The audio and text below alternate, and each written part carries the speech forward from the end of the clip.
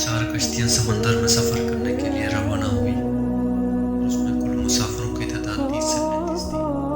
30 لوگ مختلف مذہب کے لوگ تھے۔ ان میں ایک عیسائی تھا جو بعد میں مسلمان ہوا۔ اس نے اپنے سفر میں دجال سے ہونے والی ملاقات کے بارے میں بتایا کہ ہم کشتی میں سوار تھے اور ہمارا سفر انتہائی آرام اور سکون کے ساتھ کٹ رہا تھا کہ اچانک تیز ہوا چلنا شروع ہو گئی اور سمندر میں طوفان آنا شروع ہو گیا۔ تیز ہوا اور سمندر کی لہروں سے ہمارے ساتھ کی دوسری کشتیاں تباہ ہو گئیں، صرف ہماری کشتی سمندر میں ڈول رہی تھی اور ہم اچانک سمندر میں رک گئے۔ ہر کوئی اپنے اپنے خداؤں کو پکارنے لگا۔ کسی کو کچھ سمجھ نہیں آ رہا تھا کہ ہمارے ساتھ کیا ہونے والا ہے۔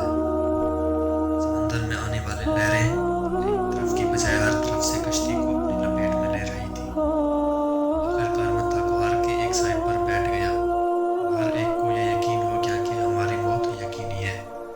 سورج غروب ہوتا گیا اور شام کا اندھیرا چھانے لگا۔ کچھ بھی سمجھ نہیں آ رہا تھا کیا ہونے والا ہے اور منزل کا بھی پتہ نہیں تھا۔ یہ معلوم نہیں تھا کہ کشتی کس سمت جا رہی ہے اور سمندر کی لہریں کشتی کو کب تک سلامت رہنے دے گی۔ اسی خوف و ہراس میں رات گزر گئی اور صبح کی ہلکی ہلکی روشنی کا اجالا شروع ہونے لگا، لیکن دن ہونے کے بعد بھی کسی کو معلوم نہ ہو سکا کہ ہم کہاں ہیں۔ اسی طرح دن بھی گزر گیا، اگلی رات بھی۔ ایسے دن رات گزرتے گزرتے 1 ماہ ہو گیا۔ 30 دن کے بعد بھٹکی ہوئی کشتی میں موجود مسافروں کو کچھ ایسا نظر آیا جیسے سمندر میں درخت لگے ہوں۔ پورے 30 دن کی سخت مشقت، تکلیف اور خوف و ہراس کے بعد مسافروں کو کچھ امید نظر آنے لگی۔ ہم کشتی کو تیزی سے وہاں سے لے کر جانے لگے اور جلدی جلدی پورے زور کے ساتھ کشتی چلانے لگے۔ کشتی میں موجود مسافروں کو یقین ہو گیا تھا کہ اب موت کے علاوہ کوئی اور راستہ نہیں۔ ان کے چہرے پر ایک نئی امید کی روشنی چھا گئی اور ان کے دل خوش ہوئے۔ لوگ پوری قوت کے ساتھ کشتی چلا رہے تھے کہ سورج غروب ہونے سے پہلے وہاں پہنچ جائے اور کہیں ایسا نہ ہو کہ اندھیرا ہونے کے بعد ہم اس آخری امید سے بھی ہاتھ دھو بیٹھے۔ آہستہ آہستہ جیسے ہی کشتی قریب ہوتی کہیں تو سورج غروب نہیں ہوگا۔ وہاں پہنچ کر سارے مسافروں کو یہ جان کر خوشی ہوئی کہ یہاں سے کوئی راستہ نکل آئے گا۔ مسافروں کو درختوں کے قریب زیادہ دیر نہیں گزری تھی کہ درختوں کے درمیان ایک عجیب و غریب جانور نکل آیا۔ انہوں نے ایسا جانور زندگی میں کبھی نہیں دیکھا تھا۔ جانور کے پورے جسم پر بال تھے اور اس قدر لمبے اور گھنے تھے، معلوم ہی نہیں ہو رہا تھا جانور کا اگلا حصہ کون سا ہے، پچھلا کون سا۔ سارے مسافر اس عجیب و غریب جانور کو دیکھ کر حیران و پریشان ہو گئے۔ سب مسافر اس جانور کو دیکھ کر سوچنے لگے آخر یہ کیا بلا ہے۔ ایک مسافر نے دوسرے سے پوچھا کہ یہ کیا چیز ہے۔ اس کے جواب دینے سے پہلے جانور خود بولا میں جاسوس ہوں۔ اس جانور کی آواز سن کر سب پریشان ہو گئے کہ یہ جانور انسان کی زبان میں کیسے بات کر رہا ہے، کیونکہ آج تک انہوں نے کسی جانور کو انسان کی زبان میں بولتے نہیں دیکھا۔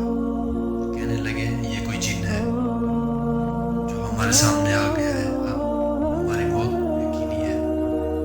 ایک مسافر نے حوصلے سے پوچھا تمہاری جاسوسی کیا ہے، تم کس کے لیے کام کرتے ہو؟ جانور بولا میں جس کے لیے جاسوسی کرتا ہوں اسے تم سے ملنے کا بہت زیادہ شوق جنون ہے، تم سے ملاقات کرنا چاہتا ہے، باتیں کرنا چاہتا ہے، تم میرے ساتھ چلو۔ یہ سن کر تمام مسافر حیران و پریشان ہو کر اس کے پیچھے چل گئے کیونکہ دوسرا کوئی راستہ نہیں تھا۔ وہ جانور درختوں کے درمیان سے ہوتے ہوئے ایک پرانے محل کے سامنے کھڑا ہو گیا۔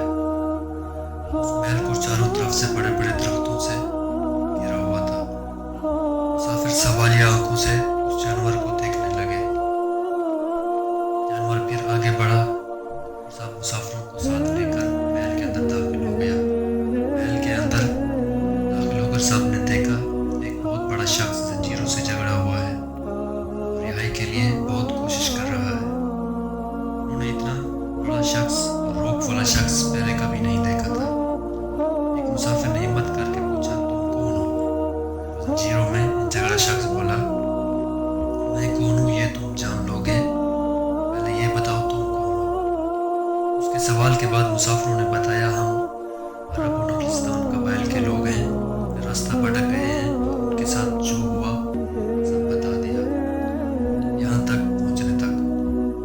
اس قید میں جھگڑے ہوئے شخص نے پوچھا مجھے ذرا نخلستان کے بارے میں تو بتاؤ۔ ایک مسافر نے پوچھا تم نخلستان کے بارے میں کیا جاننا چاہتے ہو؟ قیدی غصے کی آواز میں بولا قریب ہمیں پھل لگنا بند ہو جائیں گے۔ اور وہ قیدی شخص پوچھنے لگا عبران دریاؤں کے پانی کے متعلق مجھے بتاؤ، ان میں پانی ہے؟ مسافروں نے کہا ہاں ہے۔ قیدی شخص بولا ان قریب ختم ہو جائے گا۔ پھر وہ قیدی شخص بولا زہور کے چشمے کے بارے میں بتاؤ، کیا پوچھنا چاہتے ہو؟ مسافروں نے کہا۔ وہ قیدی شخص بولا یہی کہ اس میں پانی ہے کہ نہیں، وہاں کے لوگ اس پانی سے کھیتی باڑی کرتے ہیں۔ پھر وہ قیدی شخص پوچھنے لگا مجھے امیوں کے نبی محمد کے بارے میں بتاؤ۔